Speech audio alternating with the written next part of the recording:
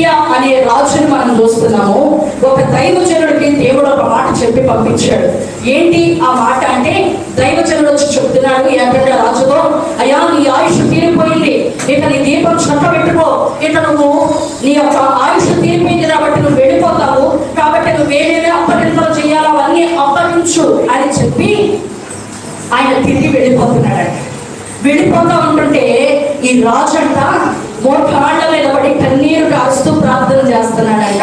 అయ్యా నేనేం చేశాను, నువ్వు ఒక్కసారి చూడు అని కన్నీరు కారుస్తా ఉంటే, ఈ చెప్పిన దైవజనుడు ఇక నువ్వు చచ్చిపోతావు, ఇక నీకు ఆయుష్ లేదు, ఇక నీకు మరణమే అని చెప్పి తిరిగి ఆ యొక్క గృహాన్ని కూడా దాటి వెళ్ళక ముందే ఇంకా నడిని స్థానంలో ఉండగానే అంట మరలా దేవుని వాక్కు ఆ దైవజనుడికి ప్రత్యక్షమై చెబుతుంది, నువ్వు మరలా తిరిగి ఇదిగో నా ప్రజలకి అధిపతి అయిన హిజ్కియా యొద్దకు వెళ్ళి చెప్పు.